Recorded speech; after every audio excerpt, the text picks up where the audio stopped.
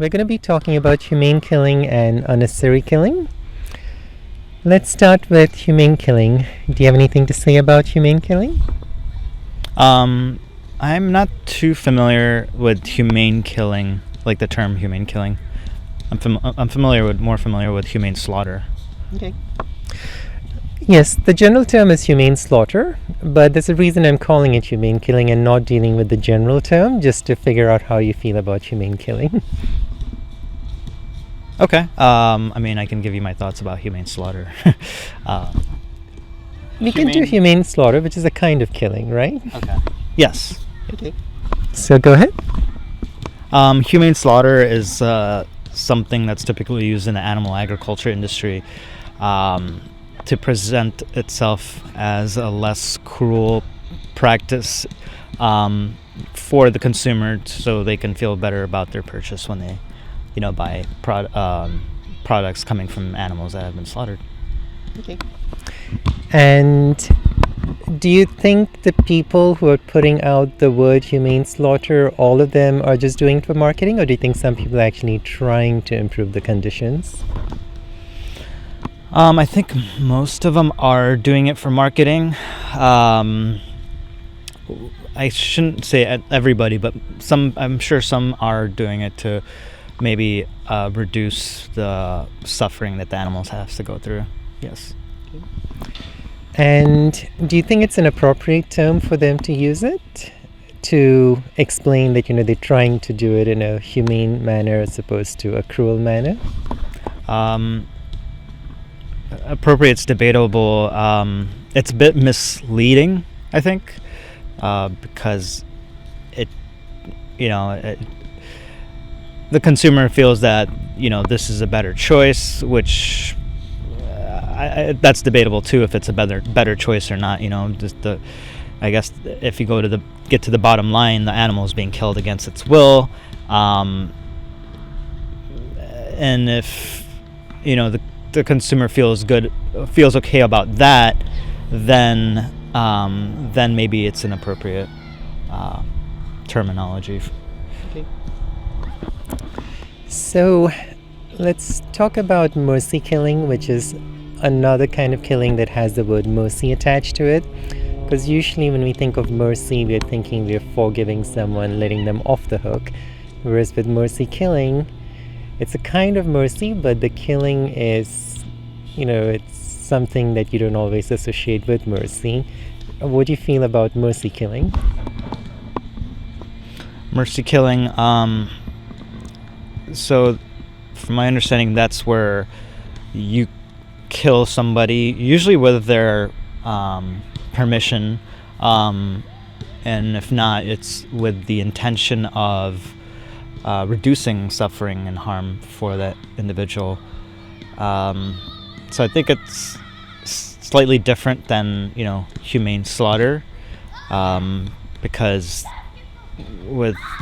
with humane slaughter, there's a different intention. You're killing the animal with the purpose of consuming it, and then at the same time, you're trying to reduce the suffering that the animal has to go through.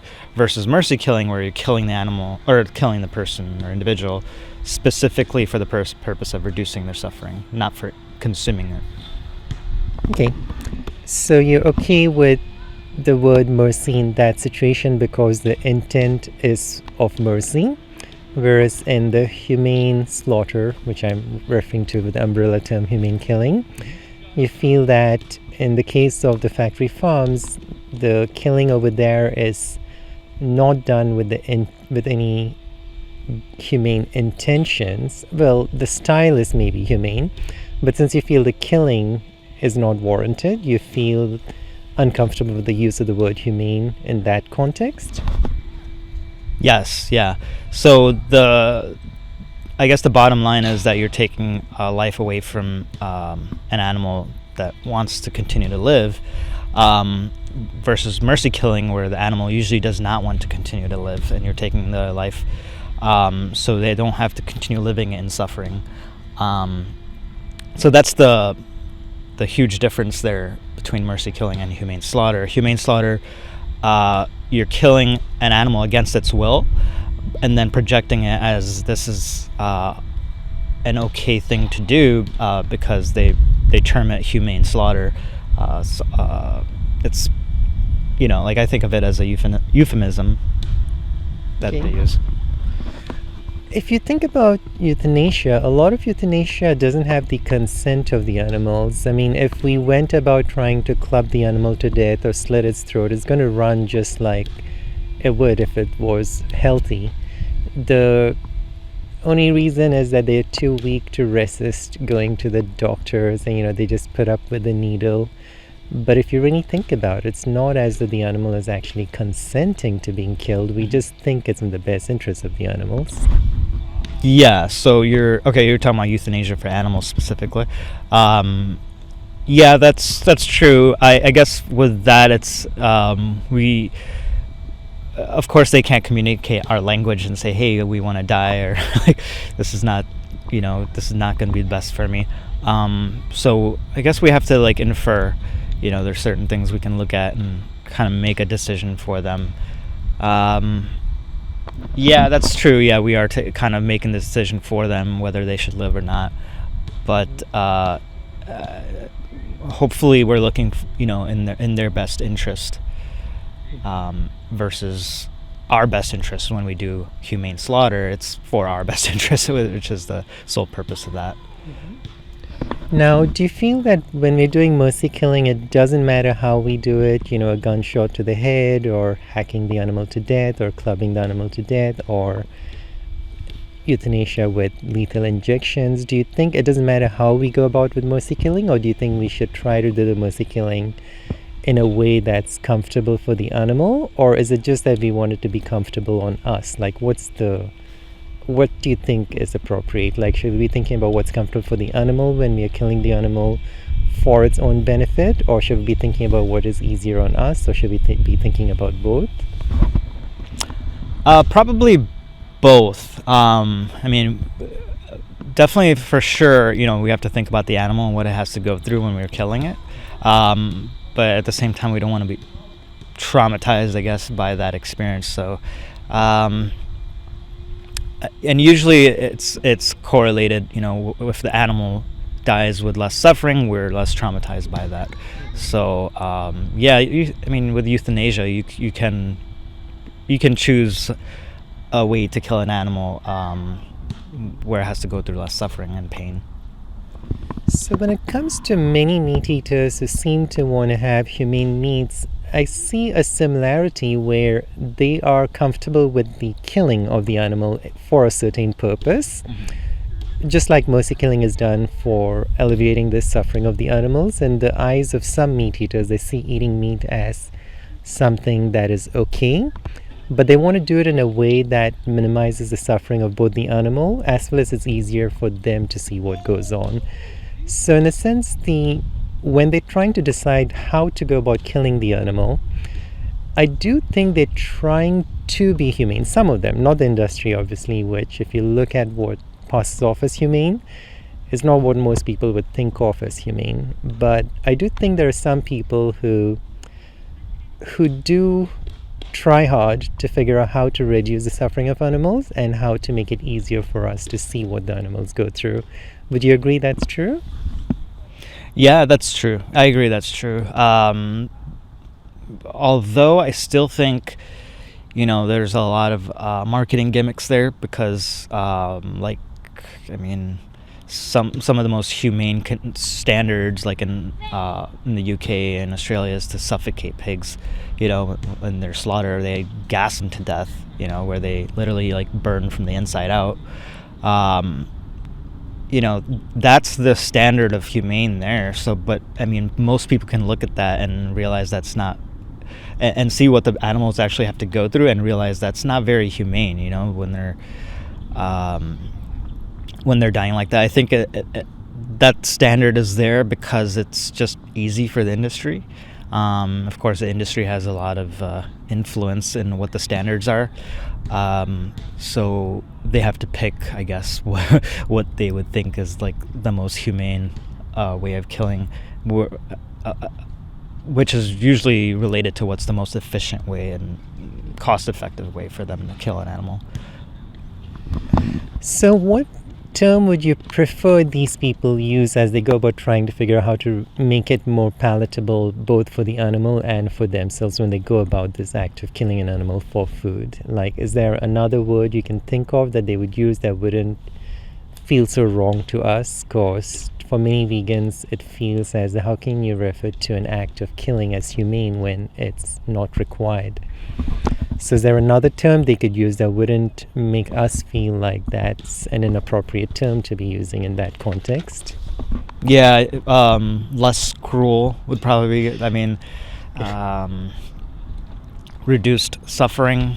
I don't know, like, yeah, because the thing is, the humane word is used kind of, it's kind of like a blanket term for all the types of slaughter, so it's really difficult to say, like for example with the pigs, that's clearly not a humane thing. I mean, you can look at the animal and realize that when it's going through this process, but then there's other, like, I don't know, maybe like you could see like chickens getting their throat slit or something. Like, I mean, I guess it would be debatable if that's humane or not. Like, of course, we don't really know what kind of pain the animal's going through, but we can kind of infer, by looking at the animal. So, yeah, I don't like to use that like a blanket term for that. So, I mean, I would think that like a reduced suffering or something like that. If that's truly the case, then yeah, we could use that. But most of the times, it is pretty much marketing gimmicks, Yeah, I guess they should probably. I'm not sure what the answer is, but I mean, if I was trying to come up with something, I'd probably come up with something like a suffering index and, 10 to 100, and they can be shooting for the lower end. But anything else to add before we move on to the next topic? That kind of sounds like what Whole Foods had in place, where they're, they had this scale of like how ethical their meat is. I don't know if they still use it, but they really got called out for that because their most ethical scale or most humane scale was activists found out that the conditions were horrific and they weren't humane at all. So again, it always points to just pretty much marketing gimmicks, and they're just they want to sell the product, so like they want to do their best to create words to make it sound like it's a better choice of purchase, because everybody for the most part feels bad about killing an animal or consuming an animal that's been killed, so that makes them feel better about their purchase. I did look at some of the standards. They're probably not followed all the time, but some of the standards, I remember one thing in particular. It was about having to the farm should make sure that someone is going down the aisles of chickens every day. And twice, and at least one of the times it has to be good enough to identify any animal that's too weak to make it to food or water. Now that may sound like, what's the difference? They're still suffering, they're still as big, and they're still overweight, and they still have pecking injuries from pecking each other. But when you think about the suffering of the animal, I do think it makes a big difference if they can actually see to it no animal is suffering for over a day, because in some of these cases the animals are left to die for days on end, and that's horrible. So I do think they did try to come up with somewhat good, or at least some of it is thought out in a manner to reduce the suffering. And my concern is that when we just focus on the cruelty, though, people are probably just going to get to a point where, it's all monitored, and they're going to get extra comfortable eating their meat. Because it can be improved. As people point out, this is horrible, they probably, and they have it all recorded and everything. They can probably come out with a way where it's still profitable for them to make money, and the vast majority of people are not as shocked by it. That I almost feel we're almost doing the job for the industry by just focusing on the horrors that happens, because they are trying to fix it. Is the industry really trying to fix it, though? That's the question. I don't really think that it is, because their incentive is always profit. They Animals are treated as product in the industry. I mean, if you look at some of the other marketing gimmicks that they use, the free range, I mean, they're free range, it's cram packed in a warehouse. So, like, organic, like, yeah, they're fed organic food, possibly. I don't know how up to standards that is, but they're still treated horribly, So there are other marketing gimmicks that they use in industry, and it's well known that they're really not trying to improve the conditions of the animal. Versus using some kind of hitch to or some kind of niche to sell their product. Yeah, for the most part, it's true. The bottom line is we work for a company that is based on stocks or something. The CEO is expected to make decisions that increases the bottom line. To the extent they don't want to lose the public sympathy, they will try to make some genuine attempts here and there. And as part of those genuine attempts here and there, there's actually an expectation that they may be able to determine the sex of the chicken before they hatch and almost preemptively destroy the ones that are not going to be females. So it's more palatable for people who are shocked by the sight of all these baby male chicks being crushed to death. Well, more like ground up to death.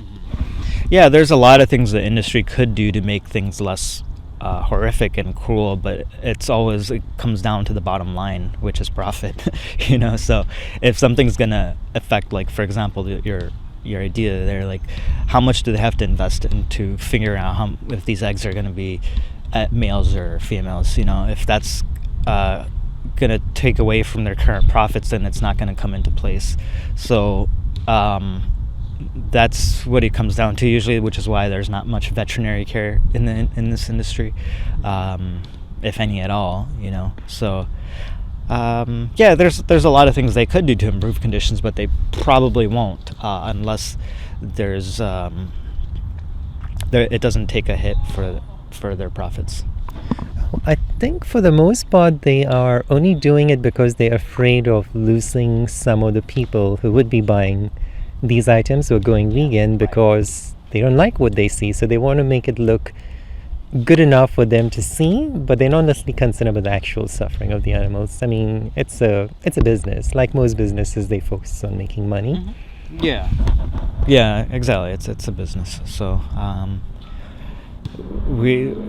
there can be tougher standards overarching these businesses, but they have to be through government, and the problem there is that usually a lot of these industries actually have a hand in the government, so that's why these standards are kind of out of whack.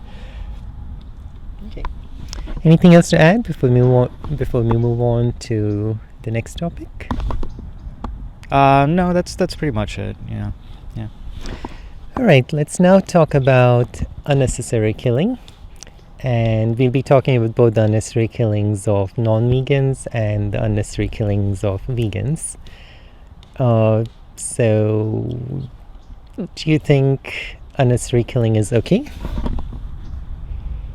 Unnecessary killing is okay. I don't think it's okay. No, I don't think it's okay. Okay. So, do you think killing the cows and pigs and chickens and turkeys and farms is necessary in order to have the yummy, tasty foods that one has grown accustomed to? I don't think so. No, I don't think it's necessary. I guess the necessity has to be defined, because necessary for what exactly? I think we talked about this before. So what is it necessary for? If it's necessary for survival, which is, I think, our bottom line necessities, then it becomes important.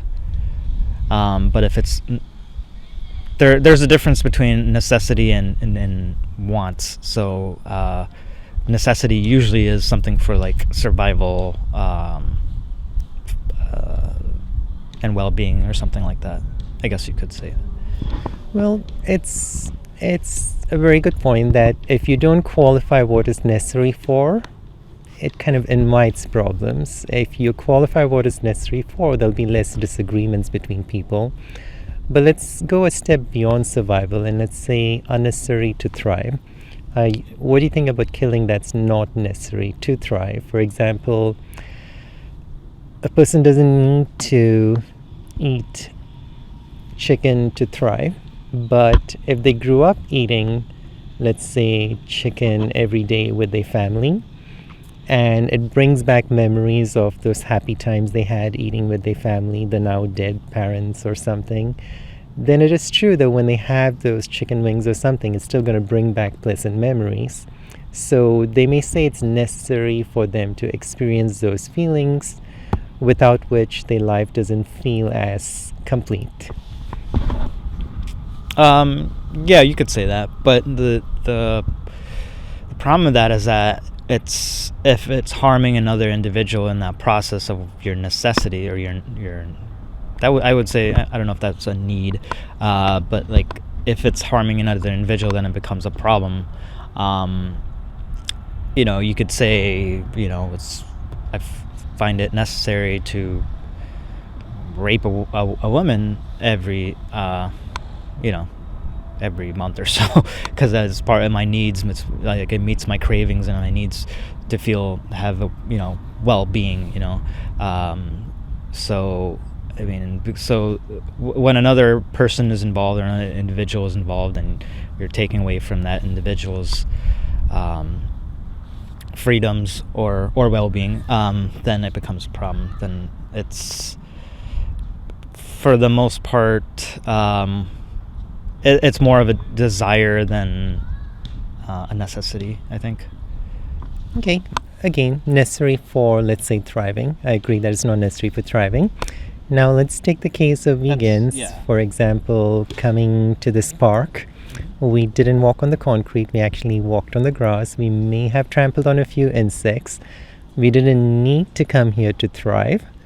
We know that it might risk some animals dying as a result of our choosing to take this path, and yet we do that on a regular basis. So it's something we do that is not necessary for thriving, that probably kills a bunch of animals, and yet many of us continue to do it, and when called out on it, many of us don't want to stop it. What do you think about that? That's true. We do we possibly walked on insects, and we do seem to care less about those insects, and I would say that's true. Yeah. From my perspective, there's I think the reason we don't really care too much about the insects is because, from our understanding, that they have a less experience of life than we do, or significantly less experience of life and awareness. So taking their life away versus taking a life from like a pig or something is different in that sense, because we value their lives less. Also, it becomes almost practical to not walk on grass, or I would say it's hard to avoid walking on grass, or even just walking on cement. The other day I almost stepped on a snail. Should I just not walk at all? I mean, where do we draw the line with that? Because we do have to walk somewhere to get to the store, for our own, it's hard to avoid just walking on insects, for that matter. There's ants everywhere on the cement. I don't know about here, but in Chicago there used to be huge pools of ants coming out of the cement. But yeah, so I would say there's a practicality. We want to avoid harm as much as possible, and for animals like insects, we want to try. We won't go out of our way to stomp on the insects, but at the same time we won't avoid it. I guess go out of our way to avoid it. Maybe because of that, because we value them less. I do agree we value them less, but if you think about it, the meat eaters also value the lives of pigs and chickens and turkeys and cows less. And so they feel comfortable doing it. Even though they are not too comfortable with how it's done, they don't make a big issue of it. It's not a big enough issue for them to change stuff. And they'll also use the same words. It's not practical, because when it comes to practicality, there's two definitions. One of them is what's possible. The other is what's reasonable.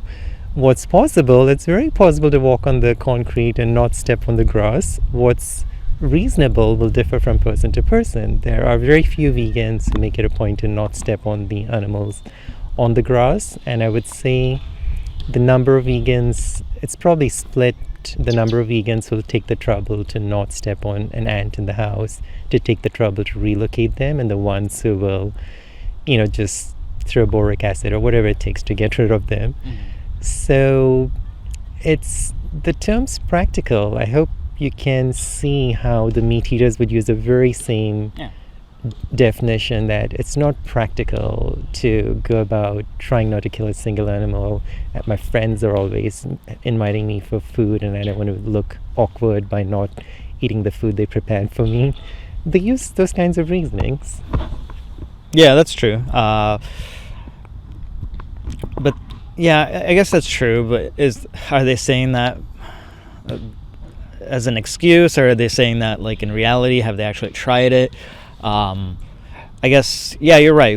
Their practicality is subjective. But I don't know why it is, because like we could try to avoid walking on grass and stuff. But I don't know. Yeah, I think we just try to we just don't value the insects as much as we do, as we should, maybe. I don't know.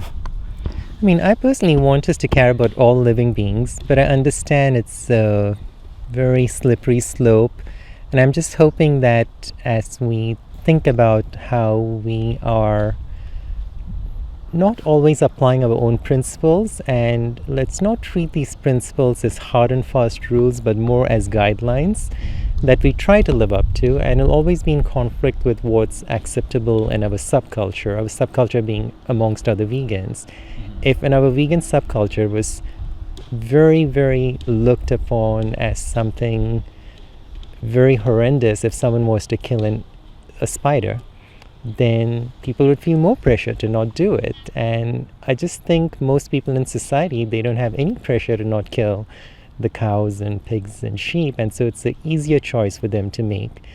And I do think if we can reach them with compassion, most of them will choose to change. And I'm hoping that when we hear them say stuff like, oh, that's not practical, that's not reasonable, we can at least empathize with them, because we can think about how we also have those feelings when it comes to insects, and just understand they feel that way about the bigger mammals too. Yeah, there's a couple of things. Like when you're buying products from the animal agriculture industry, I think a lot of people are kind of ignorant about what actually happens, but most people know that an animal has to be killed for them to eat that. So I guess the thing is, most people are not in alignment with their values, because they're you're right that they will see that it's maybe they don't value like pigs and chickens and cows as much as they do their cats and dogs, but most people won't be able to tell you, they won't be able to say why that is, or point out what the specific reasons for that is. And I think for like I was saying with animals and insects, I think there's a stark difference, because there's like with insects, they don't have a high level awareness, and they're not able to experience life as much as we are. So I think in that sense, or not just we, like as in human beings, but just sentient animals, I guess you would say. So that's debatable too, but for the most part, I think science has kind of shown that with, when people go to buy animal products, I guess they kind of know that an animal has to die, and that might not be their intent. Their intent might not be to kill the animal, but I think that's also another difference, is that when we're walking on grass, our intention is not to go out there and stomp on bugs and eat them afterwards if we want to, but that is also a part of it, like the intention to kill the animal is not there. So whereas when somebody buys meat products and stuff, I think their intention is to do that because they know that the animal has to get killed for them to consume that. Well, I'm going to introduce two thoughts related to the intention, and I'm also going to tackle sentience. So I'll address the issue of insects probably not being as sentient, and I'll also address the intentions. Let's start off with the intention. So when it comes to the intention, just imagine you're a meat eater who just hears someone say that intention is what matters, and then they realize that they can eat at McDonald's because it was never their intent to harm the animals in the first place. It's not like they were, like, I'll role play as a meat eater. Okay. Thank you. I now realize it's okay for me to eat at McDonald's, because till now I was feeling a little guilty about it, but now I realize it was never my intention to hurt the animals. I'm not one of those people who goes and says I want to hunt or anything like that. I have no desire to hunt the animals. I just want something that my doctor thinks is healthy, my family thinks is healthy, that I think is healthy, that it's nice and cheap, and is readily available. And that's the McDonald's burger. And I'm not going to have it every day because I know that's unhealthy. But that's all I want. So now I no longer feel guilty because it was never my intention in the first place. So that's one thing. Well, yeah, so that part, that could be true. Like, but again, like most people know that animal has to die, so you could say that as to cover yourself. But but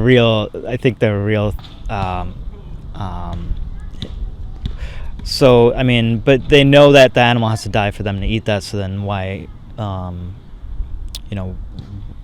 then you're still kind of incorporating that into your intent, I guess. Whereas, like, let's say we're walking on the grass, our intention is not to... In both cases that I pointed out, the intent is not to harm the animal in either case. And I would say that awareness is more important than intent. Intent does matter to an extent. I'm not saying it's not at all important, but it is true that with many meat eaters, they are not intending to harm an animal. If someone would provide them meat from a naturally dead animal that was just as healthy, they would be just as fine with it. They just, are going for a source that everyone around them seems to think is healthy, that they like the taste of, and that is inexpensive. So in a similar way, I would say if awareness is what counts, then, we are aware that some of our actions do hurt other animals. And let's take something where there is an actual intention when it comes to animals. If we take the example of termites that are doing nothing but eating dead wood, and we intentionally kill off a number of termites instead of spending more money on building houses that isn't food for termites. If someone was to build a house of gingerbread cookies and killed all the kids who came to eat the gingerbread cookies, I'm sure no one would think that was reasonable. And yet we do that with so many lovable termites that do nothing but recycle dead wood. And that's intentional. Wouldn't you agree? Yeah, yes, that's intentional. So now you're getting to gray areas because... it's not gray areas. These are actually areas where if you apply the vegan principles, there would be a clear-cut answer of what to do. But most of us, since it's acceptable in our subculture, might do what at some level conflicts with our guidelines. At some level, yeah. But, again, it comes down to practicality because, you want to reduce harm and suffering, exploitation as much as possible and practical. Because is it practical to let the termites just eat up your whole house and then you have to buy a new house, or cause all this destruction to your house? Is it practical to locate all these termites to get them out of your house? So that's where it comes down to practicality, really, because it's impractical to do that in our modern day society. You cannot do that and still go to work and make enough money to sustain yourself and all that stuff. I would say that's impractical to do that. Whereas not buying a dead animal burger versus getting a veggie burger is completely practical. It's really easy. It takes no effort versus the what you were talking about with getting rid of termites. Well, I agree it's not as easy. It's just a matter of money. There are many houses that are built of concrete, not wood, and so it's very possible that as vegans we make it a point to look for houses or build our own houses and build it out of non-wood. It may cost more, but it's very, very possible. But it's just not something that has been required of us in our community. It's not something that's expected of us as vegans. And it's the nature of, going along with what's okay in our subculture and calling the other things impractical. And I'm just pointing out that this issue is something that is practical. You can build houses not made of wood. You can choose to buy houses that are currently not widely available, but you can choose to buy land and build your own house out of material that isn't going to be food for termites, and which basically means you either use treated wood that isn't going to be eaten by termites, or you use non-wood. First, most vegans are poor hippies, so they can't afford concrete houses. They have to rent houses, and so that's what I'm saying. It's not everybody has that option to do that. Whereas with not buying animal products, everybody has the option to do that. They might say it's not an option, but they haven't actually looked into it or tried it, because everybody can afford rice, beans, potatoes, and pasta, and not buy dead animals usually. But like the affordability of what you're talking about is what makes it impractical, because not everybody can afford to buy concrete houses, or even buy a house for that matter, or build a house. So that's what I'm saying. It becomes impractical at that point. So at what price point would you say it crosses from practical to impractical? For example, if we had to have seat belts in our cars and it cost about $10, it's practical. Now, what if we had to, let's say, if the seat belts cost $1,000, is it practical to have seat belts in the car for the kids, or should it become optional? No, if it costs 10, wait, I'm in terms of practicality, given that practicality is related to affordability, and we'd like to strap our children in our cars to make them feel safe, and for us to feel safe, they're in an accident, they're going to be less likely to die. So right now, seatbelts are so inexpensive that we're requiring it of everybody, and so we're considering it practical. How much would a seatbelt have to cost for it to become impractical to have seatbelts in car, according to you? Yeah, I don't know. I haven't done the math on that, so I wouldn't be able to tell you. But yeah, that the affordability comes down to the individual, of course. Somebody, I don't know, somebody that makes a lot of money can afford to buy a house made out of concrete and avoid all those things. And yeah, then that person is avoiding, producing harm and suffering as much as possible. Whereas somebody, that doesn't make that much money, struggling to get by, cannot afford to do that, and that person's doing as much as possible to avoid harm and suffering. I guess. Frankly, even when it comes to the kids, the truth is, if it cost $1 million, we won't be requiring it of people, because we would understand it's not practical, affordable for most people. But if it costs $500, I think we would still feel like, oh no, a kid's life is very important. You must have seatbelts in the cars, even if it costs $500, even though many people might feel it's too much. And yet when it comes to the life of insects, there are thousands of insects' lives on the line, and we're only thinking about things from the ethics, not of vegans, but of the pre-vegans. When we say it's impractical, it's really not from a vegan consciousness. It's really from the pre-existing consciousness where, we're trying not to spend too much money on anything. We're trying to always do the cheapest stuff. Because if we really look at it, pressure-treated wood is probably going to increase the cost of houses maybe by 25% or something, not too much. Oh, I don't know. I haven't looked into pressure-treated wood. I think also the treated wood only lasts for so long with termites, so technically it becomes a problem after a certain amount of time. Like termites will still consume wood that is pressure or treated, but so yeah, I don't know the solution for that. I don't. But again, I will say there is a hierarchy of our value system. As much as we would like to say we value all animals equally, I don't think we do. There is a difference between insects and sentient beings like mammals. And for some people, there's a difference between sapient animals like humans and non-sapient animals like mammals and insects. That's right. And so sometimes I'm now coming over to the other topic, which is about sentience. So some people will say it's the sapiens that counts. Yeah, animals do also have some kind of social bonding, but it's nowhere near as complex as our social bonding, etc. And I would like to actually pose another angle to this. When it comes, which is probably a good topic, a good thing to talk about separately, but I'll just touch on it over here. We sometimes make a big issue about sentience, and I would say sentience has a lot to do with the ability of an animal to suffer. But when it comes to life, why is a life more important just because an animal can suffer? The life of an insect should be just as valuable as the life of a dog. The suffering of a dog may be something that is worse because it can suffer more. But when it comes to life itself, how is sentience relevant? I would say both of them have an interest in living.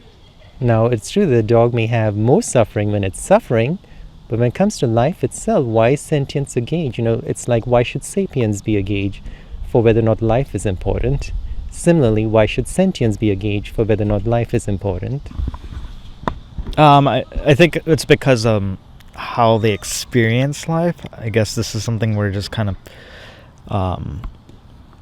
this is characteristics that we're using, is that how they experience life, like that.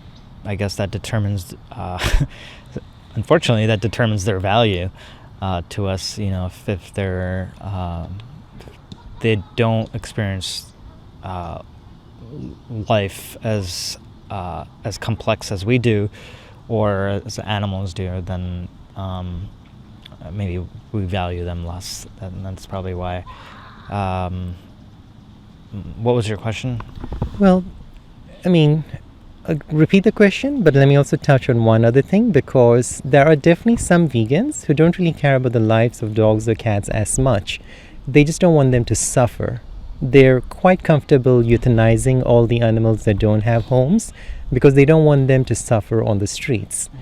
They see the risk of placing them in homes itself to be a risk because there's abuse now and then, and they don't care about the life of the dog or cat. They just care that they don't suffer. And so they would rather kill the dog or cat than risk they being abused in homes. Or at least this has been accused of some people who work for PETA, as though there's a training in there to make people aware of the amount of abuse in homes, and therefore it's not so bad to kill an animal that is homeless. And so bear in mind that there are some people who do feel like the life of a dog or cat isn't all that important. What's important is that they don't suffer.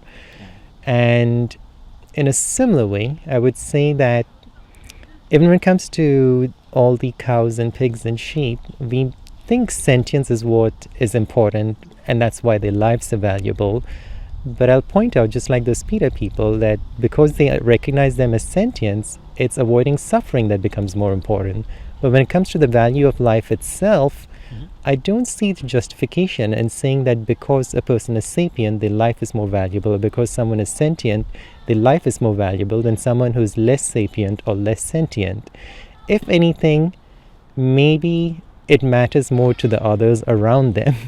Because the more sapient you are, the more you're going to feel sad when someone you like dies. The more sentient you are, the more afraid you may be about impending death. But I'm not really sure how worried you'd be about other animals dying. There are many animals that don't seem to care too much when someone else dies, but there are some, like the elephants, who probably cry just as much as we do.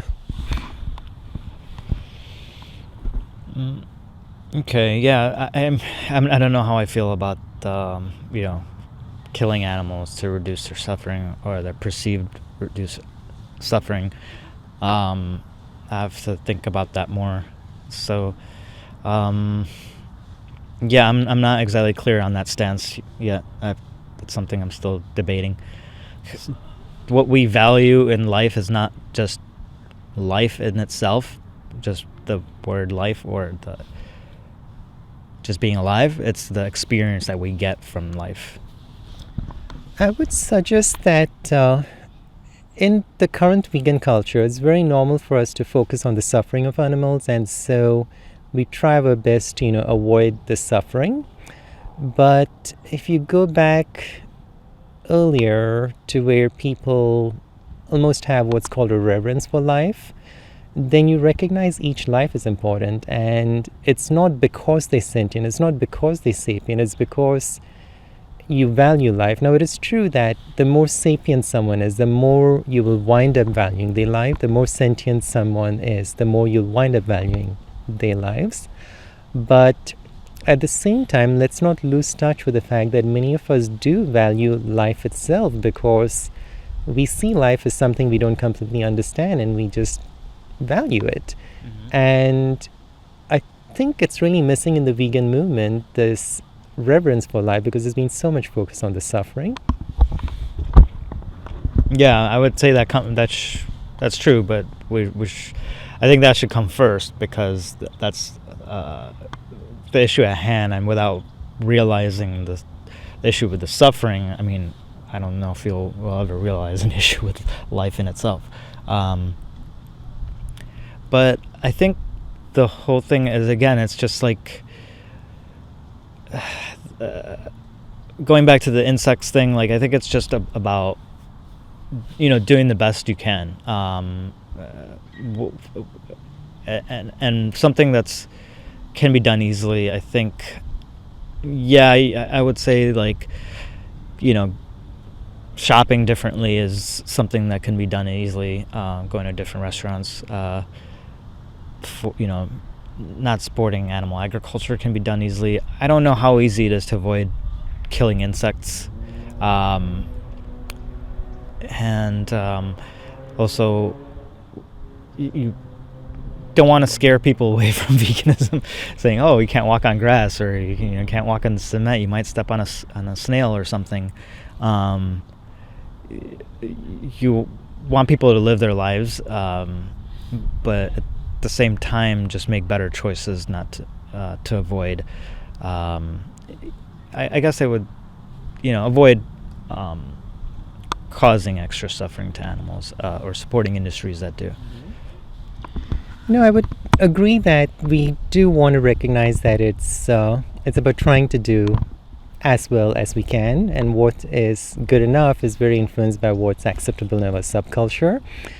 And I do think our subculture sets some good standards, but I think we make a mistake when we think these standards are absolute, or that we shouldn't be open to expanding it more, because it's not that difficult to not walk on the grass.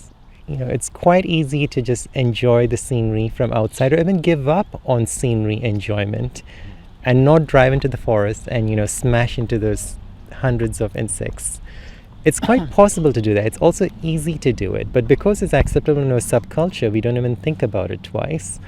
And I just want us to recognize that at some level, we value the lives of insects. Maybe not as much, but we do. And is our enjoyment of nature that important? Because it's very easy not to do it. We just choose to do it. in many cases, we don't even think twice about it, just like the average meat eater doesn't think twice about eating meat. And do you recognize that we make the choice to, and I know you've come to enjoy camping with me, so you have participated in driving through lots of insects just to enjoy nature, which we don't need to thrive. And there are ways to enjoy nature without necessarily driving into the forest, but I didn't want to cycle and neither did you. So, we do make choices that compromises the lives of insects, and we don't even think twice because it's acceptable in our subculture. And, well, maybe I think a dozen times, but, we don't stop doing it. And can you recognize that it's the same kind of decision making that goes on in meat eaters as to what's acceptable, what's practical? Yeah, I can agree with that, but I think the thing is that most people that eat meat just don't know the alternatives, and they don't know that it's quite easy to just choose something else. I mean, it sometimes can be an inconvenience, but I don't think it's to the level of, let's say, walking 10 miles to avoid or to go to the grocery store or something like that, or whatever.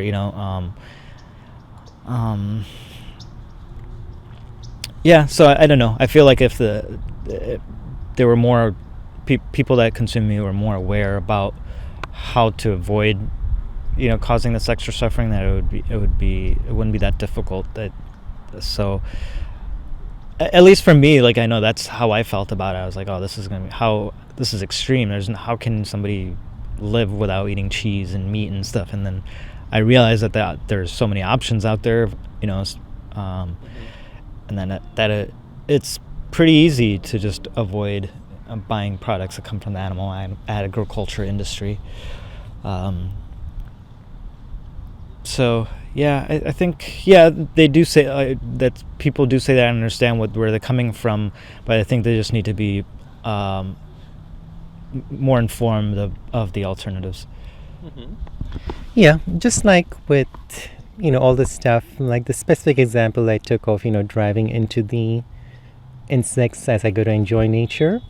I think if we just stopped trying to justify everything and we just recognize that there is a conflict between our principles and what we do, and it's easy because it's just acceptable in a subculture, I think we would be in a better spot. We wouldn't look hypocritical to the others. Many of us, we feel so righteous in our stand that we sometimes start beating meat eaters over the head with our logic. And when they try and use examples, we immediately try to dismiss it as though, well, that's just silly. Well, that just doesn't happen. That's not practical. And I think if we instead recognize that, I guess we also do compromise at some level, but, I hope you really look into this, and it's not that difficult, and it would really mean a lot both to me and the animals. I think there would be enough people who would be more willing to give it a try, and I would almost wish we took that angle. I think the day when someone comes out with a $100,000 device that blows the insects before they hit the windshield, a few rich vegans will buy it. When it costs $500, probably a lot of vegans will buy it. When it costs $10, everyone's going to be buying it, but we have to recognize that there's value in avoiding killing those insects before we take steps to avoid it. Okay, yeah, it's unnecessary. It's an unnecessary killing that isn't required for our thriving, but it's just something we've gotten used to. If we can get rid of it, it's a good thing. Okay. Just like everything we talked about is subjective. So our value system is also subjective, and I think most people that consume meat would realize that their value system is not in alignment with consuming meat, whereas most people, I guess, you did bring some points up that are kind of point to the fact that some of our own value systems are not in alignment with killing insects, but I guess it depends on what exactly we're valuing, like if we're valuing life in itself, or are we valuing consciousness, awareness, and experience of life. I'll just leave it at that. All right, so in the sense we do engage in some killing that isn't critical for thriving, but we most vegans are okay with it. And just to summarize, like affordability was one of the concerns, and then just not caring as much was another issue, such as, easily avoidable driving to nature, but we don't care enough and it's something we're so used to, and so we don't want to stop it. But you would buy it if it cost $500, right? If it meant you're not killing thousands of insects. The device that would save the insects before they smashed into the windshield. That's possible. I have to think about that, but Well, $100 you would buy it? I'd probably buy it for $100. But yeah, like I feel like my again, it's like I think I don't value insects as much as I do sentient beings that are and I have to analyze why that is, but I think that's where that's just how I feel about it. Yeah. Yeah, that's fair. I just want to point out that you do care about it some level, if not nothing at all. You do care about it some level, and if it was affordable in your practical considerations, you would consider taking steps to avoid it. Yeah. Would you buy that? I would probably spend $500. I mean, it depends on how much time I spend, what the peer pressure is in my subculture. If all the vegans around me were paying $2,000 for it, I'd probably agree to pay $2,000. So it does have a lot to do with what's acceptable in the subculture. But since I do personally feel bad about it, and I do think about these things a lot, the more time you spend thinking about something, the more you learn to identify the values and everything in there. And so I've spent enough time on it that I do see it. I mean, when I grew up, I was actually pretty mean to insects. Mm-hmm. And so after growing up, I reflect on it. And, I've spent a lot of time observing insects that I can feel for them a bit more than most vegans. Yeah, maybe we have gotten desensitized to killing insects or something because it's prevalent and sometimes insects become infestations, and it's hard to deal with. So I think we've just gotten accustomed to doing that in our society. So I have a question for you. So what made you come across this grass? Because there's no cement path here. So what made you walk across all this grass to do this interview? It's when it comes to driving into nature, I'm totally conflicted about that one. But I personally have a sense of entitlement to walk on grass. Like I treat nature almost like some people would treat God. And since I think it's natural to walk on grass, I almost feel entitled to do it. Now, I would still try to avoid, if I saw an animal, I would try not to step on it. But since I have a feeling of entitlement to walk on grass, I kind of do it easily. But again, like I said, when it comes to driving into the forest to enjoy nature, I have no sense of entitlement to it. It's just because it's acceptable in my subculture and I've grown used to it. Okay. What makes you feel entitled to walking on grass? Because you feel like it's part of nature and you're a part of nature, so that's okay?